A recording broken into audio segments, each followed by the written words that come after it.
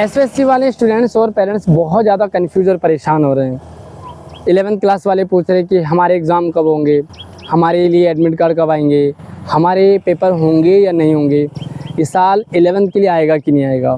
दूसरा डाउट जो है 9th क्लास वालों का है। इस बार जो है इन्होंने पूरा सिस्टम बदल दिया, चेंज कर दिया। पहले क्या होता था, 5 डोमेन के अलग अलग एग्ज़ाम 5 दिन होते थे, लेकिन इस बार इन्होंने क्या कर दिया, 2 ही दिन एग्ज़ाम को समेट दिया। आर्म फोर्स और स्टेम का एक ही दिन कर दिया। बाकी जो 3 डोमेन है, हाई एंड 21st है, परफॉर्मिंग एंड विजुअल आर्ट है और ह्यूमैनिटीज़ है, इन तीनों को एक दिन कर दिया।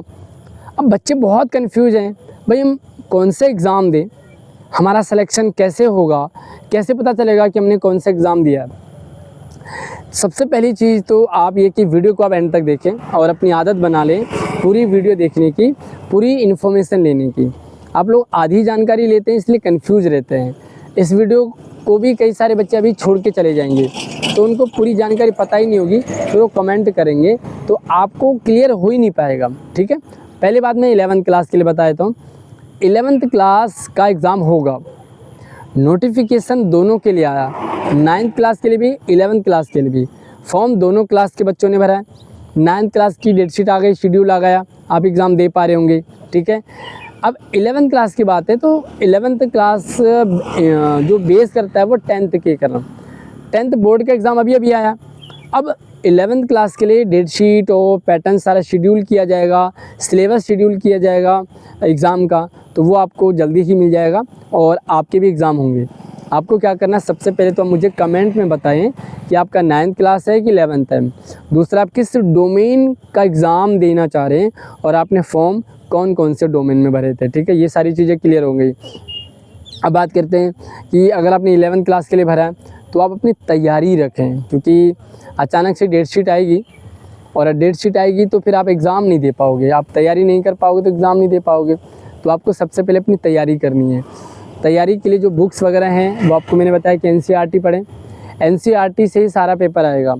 इसके साथ ही आप जो है बुक्स की भी अगर आपको मेंटल एबिलिटी या रीजनिंग की तैयारी करनी है तो उसके लिए अलग से वीडियो बनाया हुआ है कि क्या क्या सिलेबस है, साथ में बुक्स भी आप परचेज़ कर सकते हैं। इम्पोर्टेंट है आपकी तैयारी। 9th क्लास की बात करते हैं तो 11th क्लास वाले सेट रहें, आपका एग्ज़ाम होगा, 100% होगा। अपनी तैयारी रखें और तैयारी में क्या क्या पढ़ना है वो मैंने सारा अपने चैनल पे बताया। 9th क्लास की बात करेंगे, स्टेम और आर्म फोर्स दोनों एग्ज़ाम एक ही दिन है, बाकी 3 एग्ज़ाम एक दिन है। अब सबसे पहले तो आप एग्ज़ाम किस डोमेन का देना चाह रहे हैं, आप कैरियर किस डोमेन में बनाना चाह रहे हैं, ये आपको क्लियर होना है। पिछली बार क्या होता था, एक ही बच्चा सभी डोमेन में सेलेक्ट हो जाता था। ऐसे वो बच्चा कोई तो सब में सेलेक्ट हो गया, कोई कहीं भी नहीं हुआ, और किसी का मतलब वेटिंग में भी नाम आया था लेकिन वो सब जगह होने से ये गड़बड़ हो रही थी।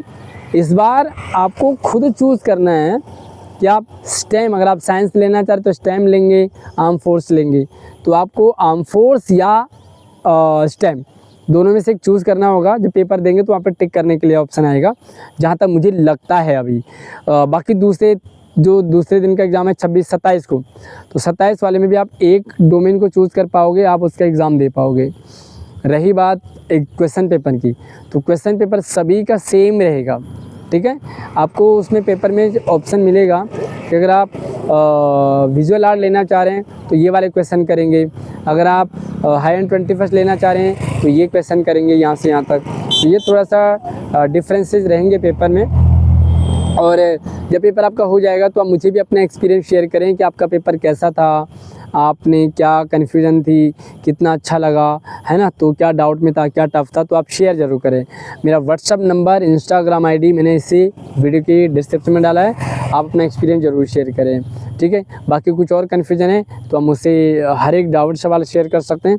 अगली वीडियो में नई अपडेट के साथ मिलते हैं, तब तक आप अपना ख्याल रखिए। जय हिंद।